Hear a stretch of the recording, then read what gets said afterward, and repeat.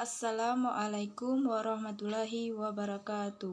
Perkenalkan, saya Aspika Tawati, kelas 2C, Prodi Hukum Tata Negara, NIM 1911150089, mata kuliah Akhlak Tasawuf. Baiklah, saya akan menjelaskan beberapa pertanyaan. 1. Jelaskan perbedaan akhlak dan tasawuf. Jelaskan juga perbedaan objek, berikan contohnya. Akhlak adalah sikap yang melekat pada diri sendiri seseorang dan spontan diwujudkan dalam tingkah laku dan tindakan. Tasawuf adalah membuat pengetahuan tentang manusia untuk mengenal dan mendekatkan diri kepada Allah Subhanahu wa Ta'ala, saling mengingatkan antar manusia, serta berpegang teguh pada janji Allah Subhanahu wa Ta'ala. Contoh akhlak: menghormati orang yang lebih tua, berkata lemah lembut untuk orang tua. Contoh tasawuf: selalu berzikir kepada Allah, senang berbagi kepada orang lain atau berperilaku dermawan, menerima segala perintah yang telah ditetapkan Tuhan. 1B. Tulislah hadis Nabi tentang akhlak dan tasawuf, jelaskan. An Anas bin Malikin qala Nabi sallallahu alaihi wasallam tadaqtu fikum amrayni lan tashilu mamasyaktum bihama kitaballahi wan naqta rasulih. Artinya, telah kutinggalkan atas kamu sekalian dua perkara yang apabila kamu berpegangan pada keduanya, maka kamu akan tersesat, yaitu kitab Allah dan sunnah Rasulullah. A. Tulislah ayat Al-Quran tentang kepada Allah dan Nabi, jelaskan dan berikan contohnya. Wallahu akhrajakum min batuni amahatikum la taflamun say'an wajahalalakum musamha wala aflilatan. Artinya, Allah telah mengeluarkan kamu dari perut ibumu dalam keadaan tidak mengetahui sesuatu pun, atau Dia memberikanmu pendengaran, penglihatan, dan hati agar kamu bersyukur.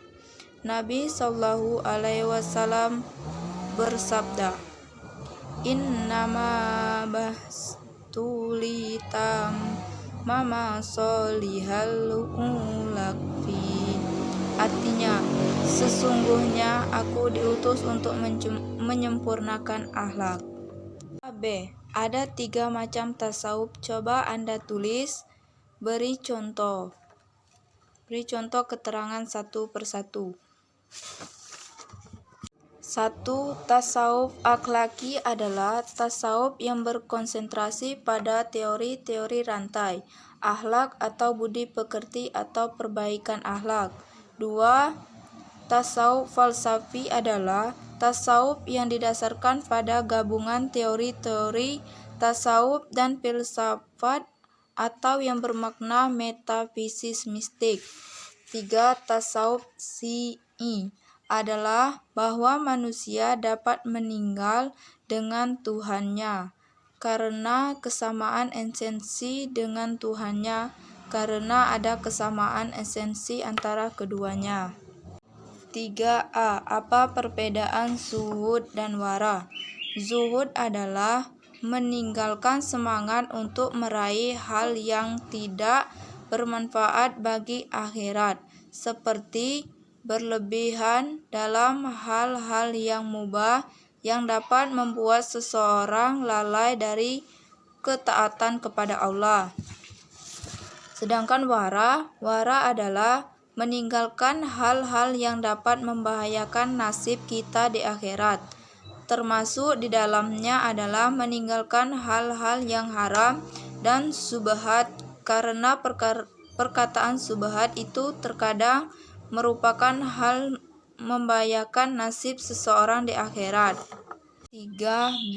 Apa yang dimaksud dengan manusia hedonisme dalam gaya hidup? Jelaskan.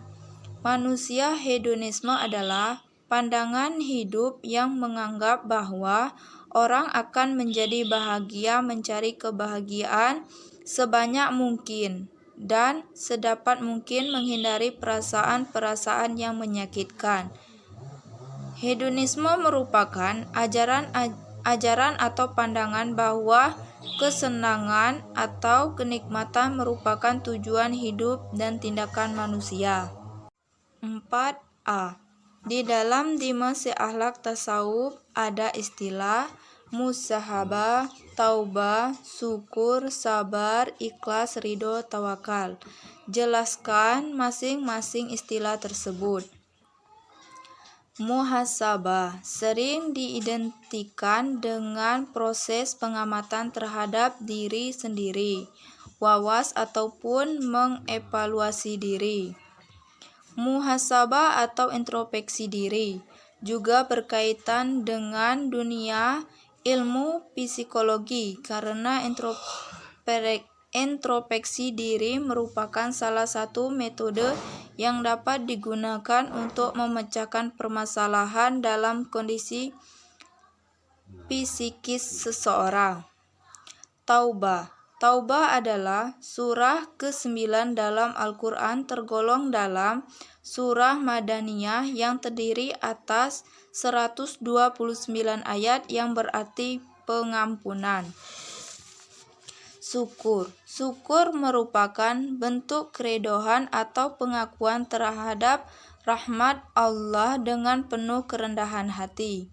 Sabar. Sabar adalah suatu sikap menahan emosi dan keinginan, serta bertahan dalam situasi sulit dengan tidak mengeluh.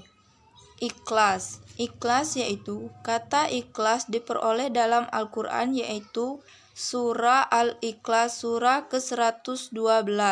Secara bahasa, ikhlas adalah murni. Artinya, kita dikatakan ikhlas apabila kita benar-benar memurnikan pekerjaan kita hanya untuknya. Ridho. Kata ridho berasal dari bahasa Arab, yaitu dari kata rodiyah yang berarti senang, suka, rela. Ridho merupakan sifat yang terpuji yang harus dimiliki oleh manusia. Tawakal.